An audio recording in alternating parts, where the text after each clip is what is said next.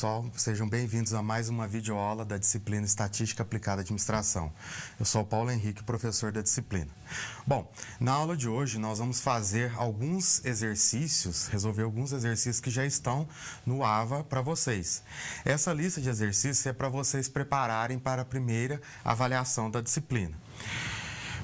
Vamos começar. Bom, a primeira questão, ela diz o respeito ao seguinte: elabora uma tabela de distribuição de frequências relativas e absolutas, ou seja, dados agrupados em intervalos, da variável taxa de hemoglobina no sangue, que é dados em gramas por centímetro cúbico, obtida por meio de medidas feitas em operários da construção civil.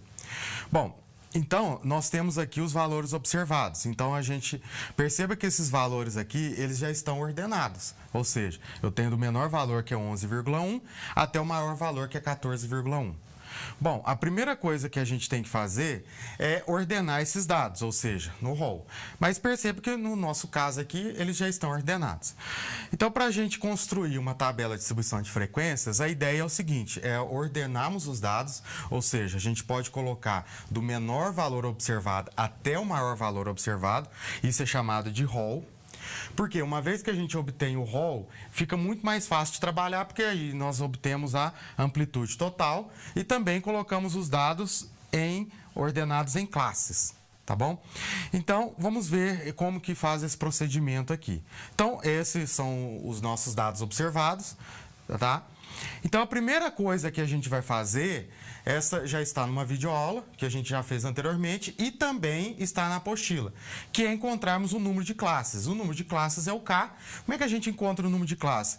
A regra é o seguinte: se nós tivermos até 100 observações, nós tomamos a raiz quadrada desse número de observações. No nosso caso, nós temos 30 valores observados, que já foram mostrados anteriormente. Então, eu tenho K, é a raiz quadrada de 30. Então, isso é aproximadamente 5,48. Daí, então, nós temos uma questão importante. O número de classes, ela é um número inteiro. Portanto, a gente não pode ter 5,48 classes. Nós temos que ter 5 ou 6 classes. Como é que a gente faz? A gente faz o arredondamento da matemática mesmo, ou seja, 5,48 está mais próximo de 5. Portanto, consideramos 5 classes. Bom, se fosse algum valor 5,5, daí então nós poderíamos optar tanto por 5 quanto por 6. Agora, a grande questão é a seguinte: se você tiver 4,5, por exemplo, ou 4,4, daí então a ideia é, eu vou colocar 4? Não, por definição, o ideal é que nós trabalhemos com, no mínimo, 5 classes. Daí então, quando a gente tiver algum valor menor do que 4, a ideia é arredondar para 5. Bom, no nosso caso, então, nós temos 5 classes. O próximo passo é nós calcularmos a amplitude total. Perceba que os nossos dados já estão ordenados, ou seja, nós colocamos do menor valor para o maior valor. Portanto, fica muito fácil nós encontrarmos a amplitude total. O que é amplitude total? É eu pegar o maior valor observado, que nesse caso é 16,9, e subtrair do menor valor observado. No nosso caso, 11,1. O resultado dessa diferença nós chamamos de amplitude total. Bom, o próximo passo aí que nós temos é o seguinte: é obtermos a amplitude de classe. O que é amplitude de classe? É o tamanho de cada classe. Portanto, a amplitude de classe nós chamamos aqui de C. A amplitude de classe nada mais é do que o tamanho da amplitude total, o valor da amplitude total, dividido por K menos 1. O que é K menos 1? O número de classes subtraído de 1. Então, 5 menos 1. Ou seja, no nosso caso aqui, a amplitude de classes é 1,45. O próximo passo que a gente tem que fazer é construir os intervalos de classe. Ou seja, eu tenho que começar no limite inferior da primeira classe, que vai ser o quê? Vai ser o valor, que é 11,1, que é o menor valor observado, subtraído de C sobre 2, ou seja, subtraído de 1,45 dividido por 2. Por meio disso, nós encontramos o limite inferior da primeira classe, que, por sua vez, é 10,375. Então, 10,375 é o menor valor aí, ou seja, é o limite inferior da primeira classe. Para eu encontrar o limite superior da primeira classe, basta eu somar 10,375 com 1,45. Eu encontro 11,825. Eu vou fazendo isso sucessivamente, ou seja, o limite superior da primeira classe, ele é o limite inferior da segunda classe, que por sua vez é 11,825. Somado com 1,45, eu encontro 13,275. Então, eu vou fazendo isso até eu completar as 5 classes que eu estou trabalhando. Então, portanto, eu tenho as 5 classes aqui. O próximo passo que eu tenho que fazer é contar o número de valores observados que eu tenho em cada classe. Por exemplo, na primeira classe, eu tenho que de 10,375 a 11,825, eu tenho 4 observações que se encontram nesse intervalo. Depois, de 11,825 a 13,275, eu tenho 11 valores observados. Então, eu vou fazendo isso até eu completar os 30 valores observados. Perceba que isso aqui, essa coluna, é chamada de frequência absoluta. A frequência absoluta é a contagem, ou seja, o número de observações que eu tenho em cada intervalo de classes que eu construí. Então, eu tenho 4 observações na primeira classe, eu tenho 11 na segunda classe, 9 na terceira, 4 na quarta e 2 na quinta classe. O total da frequência absoluta deve coincidir com o número de observações que eu tenho. O próximo passo que eu posso construir aí é a frequência relativa. A frequência relativa ela é bastante simples. Basta eu pegar cada valor observado que eu tenho na frequência absoluta e dividir pelo total. Por exemplo, a frequência relativa da primeira classe é 4 dividido por 30. Multiplico por 100, encontro 13,33%. A segunda classe, eu tenho 11 dividido por 30, que é 36,66%. Eu vou fazendo isso até eu completar toda essa coluna. Perceba que, ao final, a soma da frequência relativa deve ser igual a 100%. Se meus dados forem dados em porcentagem. Se não for em porcentagem, o resultado tem que ser igual a 1. Sempre isso tem que acontecer. Se não acontecer, você estará deixando de colocar algum valor tanto aqui na frequência absoluta. Então, você vai estar desconsiderando algum desses valores aí. Então, por isso que é importante sempre nós ordenarmos os nossos dados, ou seja, colocarmos do menor valor observado até o maior, e daí, então, nós vamos considerando nos intervalos. Então, toda vez que você considerar, por exemplo, de 10,375 a 11,825, você vai contando quantos valores que tem aí que vão pertencer a esse intervalo. Então, a ideia é você pegar no caderno lá e ir riscando esses valores. Então, até você completar os 30 valores aí observados. Então, aqui nós temos a frequência, isso aqui é a coluna da frequência absoluta e do lado de cá a coluna da frequência relativa. Bom, então vamos agora para a questão 2. A questão 2, ele fala o seguinte: o posto de saúde de certo município coletou informações sobre os níveis de colesterol, dados em miligramas por 100 ml, para 30 pacientes. As medidas referem-se a homens entre 40 e 60 anos de idade, que foram ao posto de saúde fazer o check-up. Bom, então nós temos do lado de cá 30 observações. Essas observações, elas, para facilitar, eu já as coloquei de forma ordenada, ou seja, eu coloquei do menor valor observado até o maior valor observado. Então, o menor é 160 e o maior valor é 226. Então, vamos ver o que o exercício pede para nós. Ele pede para nós encontrarmos a média, a mediana, a amplitude total, a variância, o desvio padrão, coeficiente de variação. Bom, primeiramente, a média e a mediana, vamos lembrar, elas são medidas de posição, também chamadas medidas de tendência central. Já a amplitude total, a variância, o desvio padrão e o coeficiente de variação, eles são medidas de variabilidade ou de dispersão do nosso conjunto de dados. Com medidas de posição ou medidas de tendência central, medidas de dispersão ou de variabilidade, nós fazemos uma análise descritiva no nosso conjunto de dados. Então, é isso que a gente vai fazer. Vamos começar, então, a encontrar a média. Aqui eu coloquei a média, mas é a média aritmética simples. Então, a gente vai ficar subentendido que a média aritmética simples é a média aí que a gente vai encontrar. Como é que eu calculo a média? A gente já viu que a média é o x-barra, né, a anotação que a gente usa para a média. Esse x-barra é a média amostral, por isso que nós colocamos então x barra. Ele é calculado de que forma? Ele é um somatório, então esse aqui é o símbolo de somatório. Eu vou somar da primeira observação até a 30ª observação. Então, o xi vai denotar as nossas observações, dividido por 30. Então, eu vou somar todas as observações e dividir pelo número de observações que eu tenho. Nesse caso, a soma de todas as observações é 5.686, dividido por 30, que é o total de observações que eu tenho. Fazendo essa conta, aí nós encontramos 189,53. Então, 189,53 é a média. O próximo item pede para nós encontrarmos a mediana. Como é que eu encontro a mediana? O importante, toda vez que a gente vai fazer ou encontrar a mediana, é ordenar o nosso conjunto de dados. Então, eu vou colocar do menor valor observado para o maior. Aí, então, a mediana, nós temos 30 valores observados.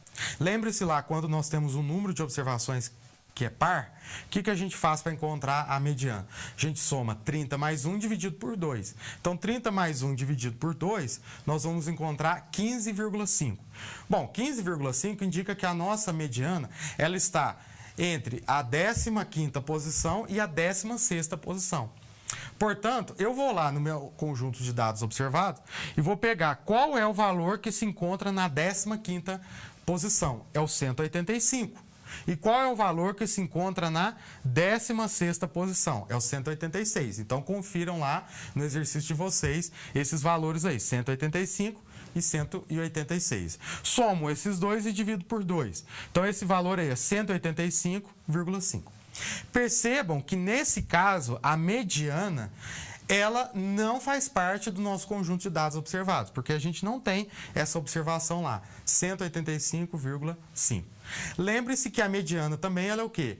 Ela é aquele valor central em que abaixo dele eu tenho 50% das observações e acima dele eu tenho 50% das minhas observações. Então, no nosso caso é a mediana 185,5.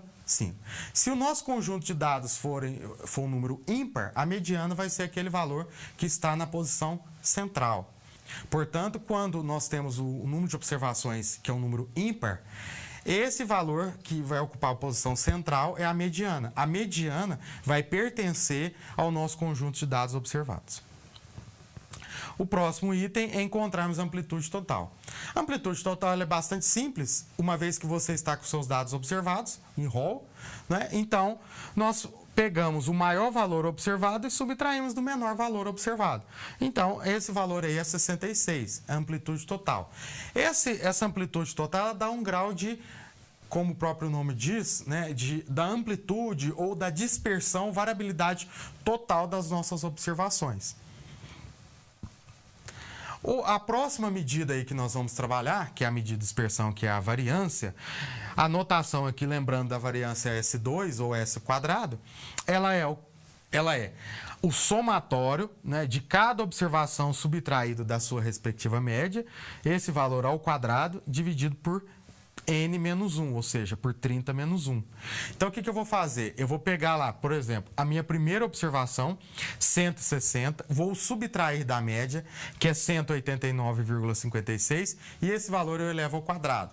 Mais 160 menos 189,56 ao quadrado, que também o segundo valor é 160, mais eu vou fazendo isso até o último valor observado, 226 menos 189,56 ao quadrado.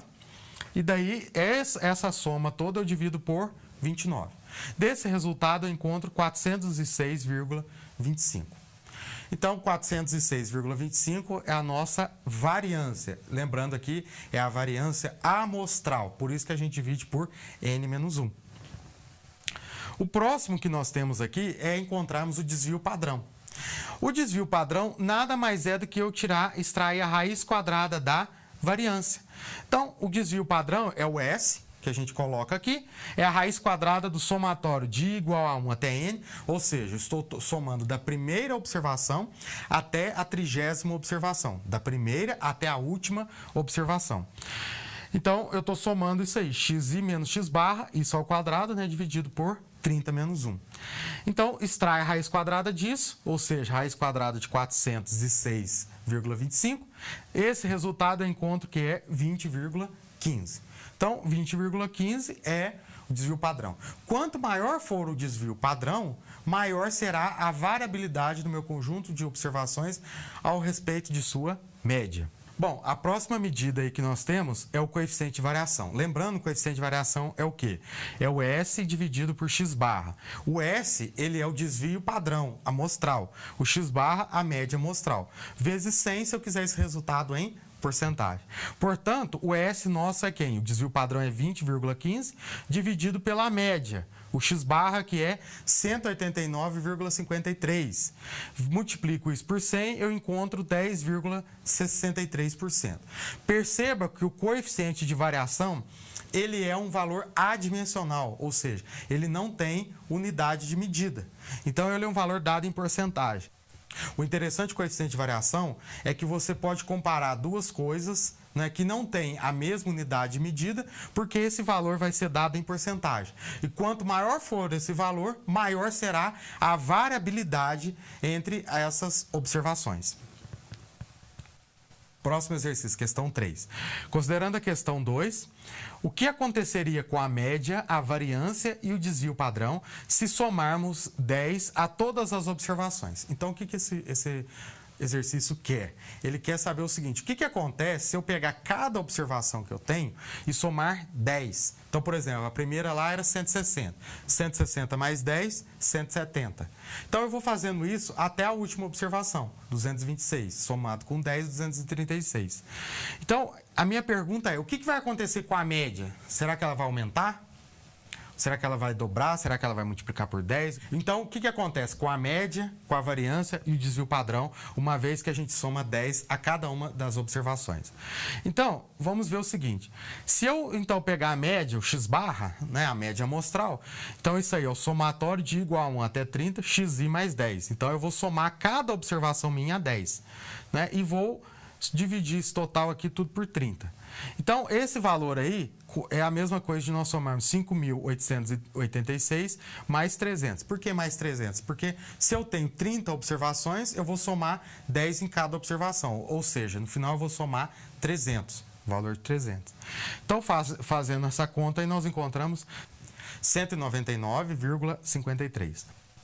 Perceba que 199,53 é o quê? É o valor da média anterior, que é 189,53, somado com 10.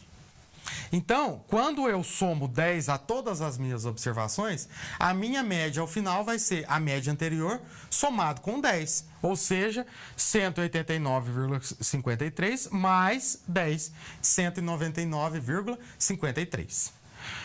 Bom, e o que vai acontecer então com a variância? Então, é a mesma coisa que eu vou lá, a variância, o S2, é o somatório de igual a 1 até N, que no caso o N é 30, a xi cada observação, somado com 10, subtraído do x barra, né? Então, o que vai acontecer? Eu tenho lá, então, por exemplo, 170, que era 160, somo 10, 170. Subtraído com 199,53. Por que 199,53? Porque a média foi somada de 10. Esse valor ao quadrado. Então, eu vou fazendo isso tudo e divido por 29. Olhem no final que a variância ela ficou 406,25. Portanto, a variância ela não se alterou. Então, a variância não se alterou, logo, o meu desvio padrão também não vai se alterar. Agora, e se eu quiser, só para ilustrar aqui, o coeficiente de variação? O coeficiente de variação, ele vai ficar um pouco complicado, porque o desvio padrão, ele não altera. Só que a média, ela altera, ou seja, ela fica somada de 10. Portanto, o meu novo coeficiente de variação fica 9,9 nesse caso. Bom, então vamos agora para a questão 4. A questão 4 é uma questão referente à probabilidade. Então, nós temos o seguinte: uma urna contém 10 bolas verdes e 6 bolas azuis. Portanto, 10 mais 6, 16. Eu tenho um total de 16 bolas, ou seja, o total do meu espaço amostral. Qual a probabilidade de que duas bolas sejam tiradas lá e essas duas sejam verdes? Ou, da letra B, da mesma cor, ou seja, sejam as duas verdes ou as duas azuis. E na letra C, de cores diferentes, ou seja, uma verde e uma azul, ou uma azul e uma verde. Então, nesse caso aqui, nós temos que ver o seguinte. Vamos, então, calcular primeiramente qual a probabilidade de saírem duas bolas verdes. Então, nós temos o seguinte. Para sair duas bolas verdes, a primeira bola verde... Qual é a probabilidade de sair uma bola verde? Eu tenho 10 bolas verdes sobre 16 bolas. Então, eu tenho o número de elementos do meu evento, que é sair bola verde, pelo total ou o número de elementos do meu espaço amostral, que é 16. Então, eu tenho 10 chances em 16. Então, 10 sobre 16. Só que eu quero que a segunda bola também seja verde. Então, a primeira é verde e a segunda é verde. Lembre-se do E aí, que o E denota uma multiplicação. Então, eu quero que aconteça uma coisa e outra coisa. Então, se eu tirei que a primeira bola minha é verde, o segundo caso vai sobrar para mim quantas bolas? Então, vão sobrar 9 bolas verdes e 15 bolas no totais, porque eu tirei uma bola e essa bola que eu tirei, ela já é verde. Portanto, eu vou ter 9 sobre 15. Fazendo a devida simplificação, eu tenho 3 sobre 8, ou 3 oitavos. Então, a probabilidade de eu tirar ou retirar duas bolas que sejam verdes é 3 em 8, ou 3 oitavos aí. Bom, então vamos agora para a letra B. Na letra B, ele pergunta para nós o seguinte: qual é a probabilidade de nós tirarmos duas bolas que sejam da mesma cor? Então, para fazer isso, vamos fazer o seguinte, vamos encontrar primeiramente qual é a probabilidade de sair duas bolas azuis. Vamos fazer igual o exemplo anterior. O número de bolas azuis são 6 bolas azuis que nós temos. Então, nós temos 6 em 16. Mesmo caso anterior. Então, o número de bolas que eu tenho, que nesse caso azuis são 6, dividido pelo total do espaço amostral. 16. Então, 6 sobre 16. Só que 6 sobre 16 é sair uma única bola azul. Só que eu quero que saiam o quê? Duas bolas azuis. Ou seja, 6 sobre 16 e a outra é azul, então é 5 sobre 15. Por quê? Se eu tirei uma bola azul, então eu fiquei com 5 bolas azuis. Portanto, eu fiquei com 5 em 15. Que eu tinha 16 bolas no total, fiquei com 15. Portanto, 5 sobre 15. Fazendo a multiplicação aqui, 6 sobre 16 vezes 5 sobre 15, né? Lembrando que essa multiplicação aqui é 6 vezes 5 e 16 vezes 15. Daí, então, nós fazemos a simplificação. Simplificando isso, nós encontramos 1 sobre 8, ou 1 oitavo. Então, vejam bem, a probabilidade de saírem duas bolas verdes é 3 oitavos. E a probabilidade de saírem duas bolas azuis é 1 oitavo. Só que a pergunta é o seguinte: qual é a probabilidade de saírem duas bolas que sejam da mesma cor? Então, o que pode acontecer? Podem sair duas bolas verdes ou duas bolas que sejam azuis. Então, nós temos duas bolas verdes ou duas bolas azuis. Não tem como sair duas bolas verdes e duas bolas azuis ao mesmo tempo. Por isso que é ou. Então, eu tenho a probabilidade de saírem duas bolas verdes ou de saírem duas bolas azuis. Isso aqui é o quê? Isso aqui nada mais é do que uma soma. Portanto, nós temos o seguinte: probabilidade de sair duas bolas verdes ou duas bolas azuis é uma soma. Então, nós temos lá 3 oitavos, né, que é a probabilidade de sair duas bolas verdes, somado com 1 oitavo. Então, 3 oitavos mais 1 oitavo. Isso aí dá 4 oitavos, que por sua vez é meio, ou 50%. Então, a probabilidade de sair duas bolas verdes ou duas bolas azuis é igual a meio, ou 50%. Agora, o próximo exemplo, a próxima letra, pede para nós o seguinte: calcularmos a probabilidade de saírem uma bola azul, ou uma bola verde, ou uma bola verde e uma azul. Então, por que a gente faz isso? Porque nós temos que considerar todas as possibilidades. Então, toda vez que a gente vai calcular a probabilidade, nós temos que ver o espaço amostral e também temos que definir os eventos de interesse, que é aquilo que a gente quer que ocorra, ou aquilo que a gente está interessado que ocorra. Para, então, nós fazermos esse cálculo, nós temos que considerar todas as possibilidades. Então, tudo que é possível de acontecer. Ou seja, sai uma bola verde e depois uma bola azul, ou pode ser o contrário, sai uma bola azul e depois uma bola verde. Então, isso é muito importante para nós considerarmos todas as possibilidades. Então, eu coloquei aqui, ó, a probabilidade, então, uma bola verde e uma bola azul. Por quê? Porque tem que sair uma cor e outra cor, porque eu quero que saiam duas bolas e essas duas bolas aí seja cada uma de uma cor. Então, pode ser a probabilidade de sair uma bola verde e uma azul, ou a probabilidade de sair uma bola azul e uma bola verde. Portanto, nós temos aqui a probabilidade de sair uma bola verde, é 10 sobre 16, e a probabilidade de sair uma bola azul é 6 sobre 15. Por que é 6 sobre 15? Perceba que é 6 sobre 15 porque eu já tirei uma bola lá da urna e eu fiquei com 15. Essa bola que eu tirei, ela é verde. Então, portanto, o meu espaço amostral aqui, ele ficou menor. Nesse caso aqui, ele passou a ser 15. Ou, então, lembrando que é uma soma. Então, nós temos o seguinte, 6 sobre 16, ou seja, estou considerando a probabilidade de sair uma bola que seja azul. Então, eu tenho 6 bolas azuis em 15, né? E a próxima seja verde. Então, eu tenho 10 em quantos? Em 15. 15 também por quê? Porque eu já tirei uma bola e essa bola que eu tirei, ela é azul. Portanto, fazendo essa conta aqui, nós encontramos que essa probabilidade é 1 sobre 2, ou ela é meio, 50%. Bom, então agora vamos para a próxima questão aí, a questão 5 da nossa lista. Na questão 5, nós temos o seguinte, sejam A e B dois eventos em um dado espaço amostral ômega. Então, eu tenho dois eventos definidos em um espaço amostral, tais que a probabilidade de A é 0,2, a probabilidade de B é P, é um Pzinho qualquer. A probabilidade de A união com B é 0,5 e a probabilidade de A interseção com B é 0,1. Pergunta é, qual é o valor de P? Determine o valor de P. Como é que a gente faz isso?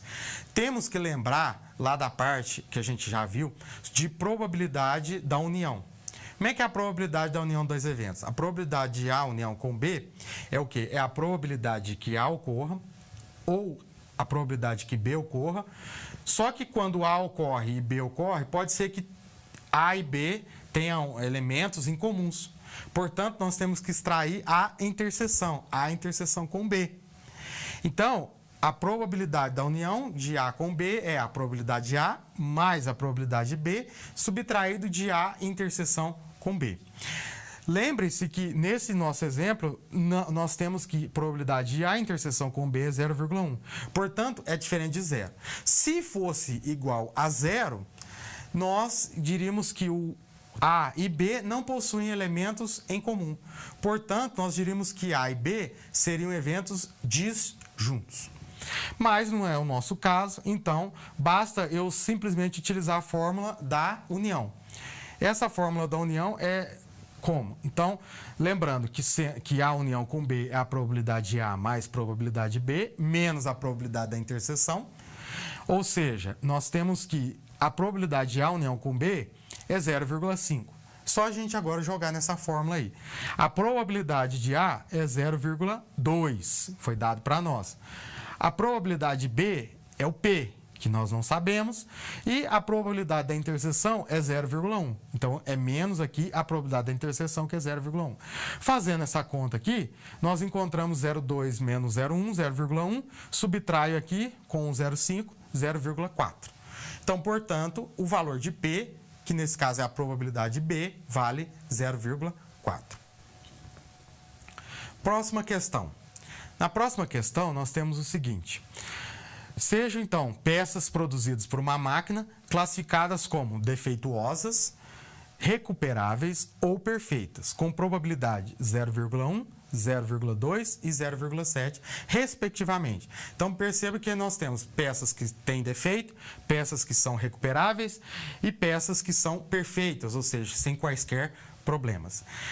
Então, nós temos somente essas três possibilidades. Por quê? Ué, se você somar 0,1 mais 0,2 mais 0,7, essa soma dá 1. Lembrando que a soma de probabilidades é igual a 1, nunca pode ultrapassar de 1. Então, ela sempre é um valor maior do que 0, maior ou igual a 0, e um valor menor ou igual a 1. Então, de um lote foram sorteadas 2 peças com reposição. Então, perceba que aqui foi com reposição. O que significa? Eu vou lá no lote, pego uma peça, tiro essa peça, avalio essa peça, vejo se ela é defeituosa, recuperável, perfeita. Essa peça que eu peguei, eu coloco ela novamente no lote. Então, é com reposição. Então, isso tem que ficar muito claro, porque se for com reposição, nós temos um tipo de probabilidade, a gente tem uma conta lá. Agora, se for sem reposição, aí nós temos que ver aí o que isso vai implicar quando é sem reposição. Mas no nosso caso aí, é com reposição. Então, calcule aí.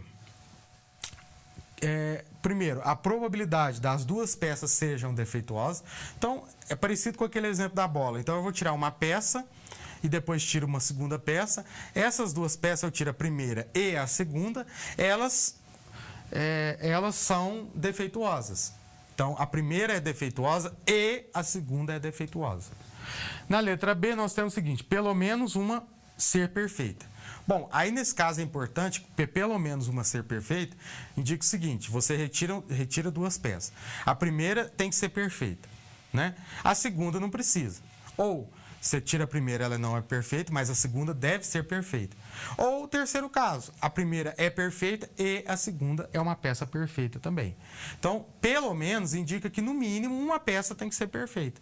Então, eu posso ter uma é perfeita, mas eu posso ter as 2 também que são perfeitas. Bom, então na letra C nós temos o seguinte, a probabilidade, né, de uma peça ser recuperável e uma peça ser perfeita. Então, se você vai lá no lote, retira uma peça, ela tem que ser recuperável, né, e a outra peça tem que ser perfeita. Ou o contrário, né, a primeira é perfeita e a segunda é recuperável. Então, vamos começar aí com a letra A, as 2 serem defeituosas. Então, a probabilidade das 2 serem defeituosas é muito simples, ou seja, a probabilidade da peça ser defeituosa é 0,1. Portanto, eu vou lá, a primeira probabilidade é 0,1 dela ser defeituosa e a segunda também deve ser defeituosa. Então, é 0,1 vezes 0,1, ou seja, 0,01. Então, a probabilidade de 1% aí de que você retire 2 peças e essas 2 peças sejam defeituosas. No nosso segundo caso, na nossa letra B, nós temos o seguinte, a probabilidade de pelo menos uma peça ser perfeita. Pelo menos uma ser perfeita. Então, vamos pensar... Aqui nós temos que pensar várias questões. Primeiramente, vamos começar lá. O caso das 2 serem perfeitas. A primeira é perfeita e a segunda é perfeita. Então, ambas as peças são perfeitas. Ou, o que pode acontecer? A primeira peça minha, ela é perfeita e a segunda peça minha apresenta um defeito. Ou pode acontecer também o seguinte, a primeira peça minha, ela é perfeita e a segunda peça minha, ela é recuperável. Ou pode acontecer também o caso seguinte, a primeira peça minha é defeituosa e a segunda é perfeita, ou pode também acontecer o seguinte, a primeira peça minha, ela é recuperável e a segunda peça, ela é defeituosa. Então, nós temos que considerar todas as possibilidades aí.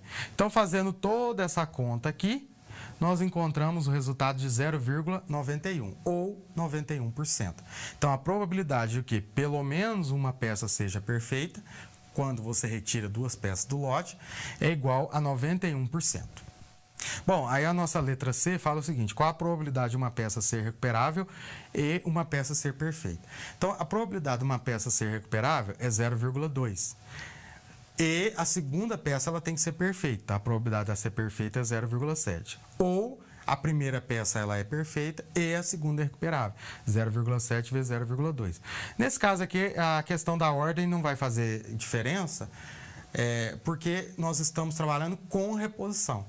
Então, era a mesma coisa eu pegar isso aqui e multiplicar por 2. Nesse caso, não tem problema, porque é com reposição. Se fosse sem reposição, aí essa ordem aqui faria todo o sentido, senão estaria errado se você não colocasse dessa forma. Fazendo essa conta aqui, nós encontramos 0,28 ou 28%.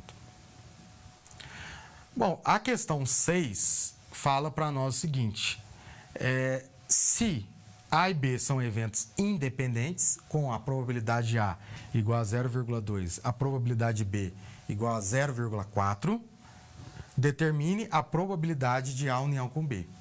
Qual é a probabilidade de A união com B? Esse aqui é semelhante àquele exercício que nós já fizemos anteriormente, a probabilidade de A união com B. É a probabilidade de A mais a probabilidade de B menos a probabilidade de A interseção com B. Só que fala uma coisa importante para nós aqui, olha, os eventos A e B, eles são eventos independentes. O que significa ser eventos independentes? Significa que a ocorrência de A não interfere na ocorrência de B, ou vice-versa, né? Lembrando a probabilidade condicional, quando eu tenho A dado B, A dado B, ou a ocorrência de B, não interfere na ocorrência do evento A. Portanto, nós temos o seguinte, que a probabilidade de A união com B é dada pela probabilidade de A mais a probabilidade de B menos a probabilidade de A interseção com B. Agora, nós temos que considerar a questão da interseção. Como os eventos são independentes, eu posso dizer o seguinte, que a probabilidade de A interseção com B é o produto das probabilidades de A com a probabilidade de B. Isso porque eles são independentes. Isso é pela probabilidade condicional. Pela probabilidade condicional, nós temos o seguinte, que A dado B é a probabilidade de A interseção com B dividido pela probabilidade de B. Como que A dado B, que a ocorrência de B não interfere na ocorrência de A, a probabilidade de A dado B é a probabilidade de A. Daí, então, nós temos um produto, ou seja, a interseção é o produto da probabilidade de A vezes a probabilidade de B. Daí, então, a interseção com B, a probabilidade de A vezes a probabilidade de B, a probabilidade de A é 0,2, a probabilidade de B é 0,4. 0,2 vezes 0,4, 0,08.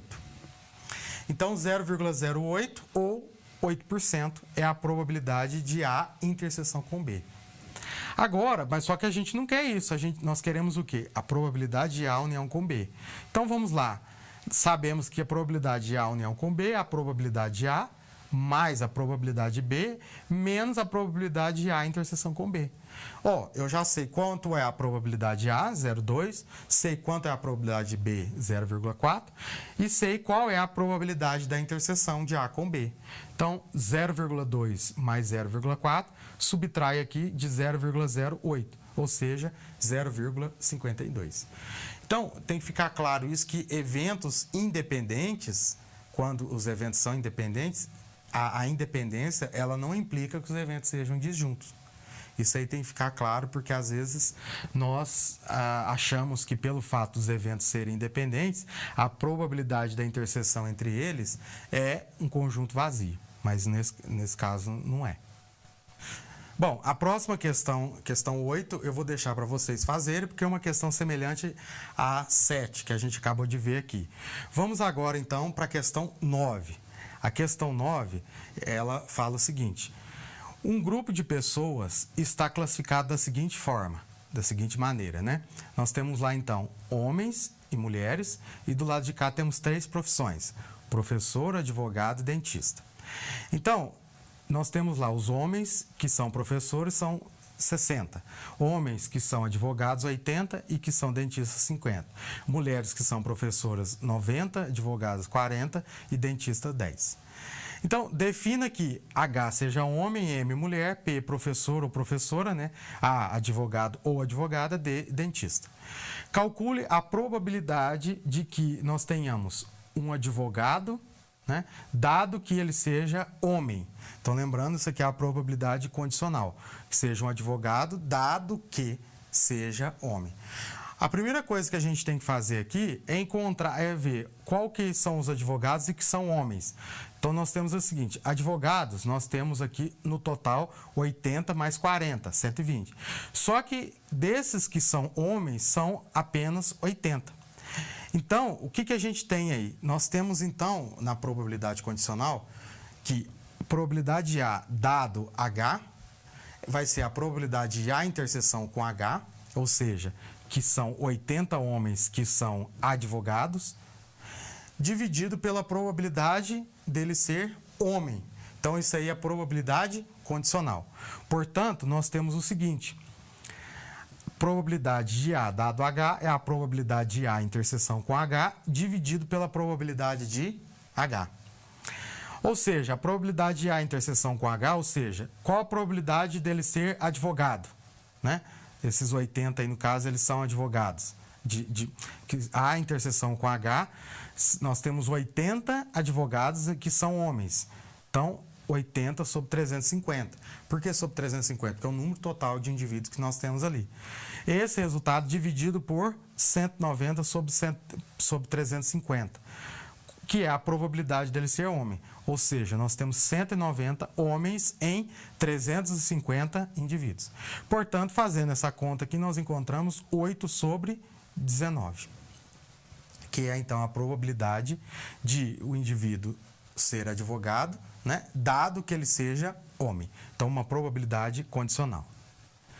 E, por último, nós temos a questão 10. Questão 10, ela fala o seguinte: uma moeda viciada de tal modo que com ela obter cara é 3 vezes mais provável que obter coroa.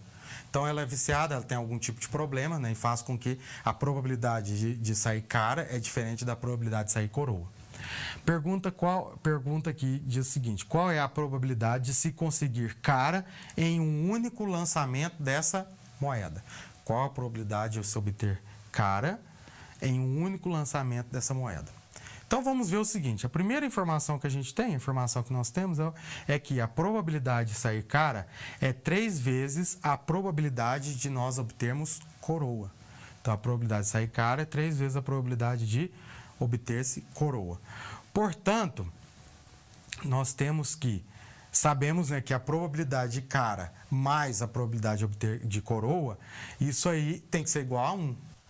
Bom, então, nós sabemos que a probabilidade de sair cara é 3 vezes a probabilidade de sair coroa, então 3 vezes a probabilidade de coroa mais probabilidade de sair coroa. Então, eu tenho 4 vezes a probabilidade de sair coroa é igual a 1. Ou seja, nós temos que a probabilidade de sair coroa, 4 vezes a probabilidade de sair coroa é igual a 1. A probabilidade de sair coroa é 1/4. Logo, a probabilidade de sair cara, que é 3 vezes a probabilidade de sair coroa, 3 vezes 1/4, 3/4. Bom, pessoal, a nossa aula fica por aqui. Maiores dúvidas, consultem o seu tutor e até logo.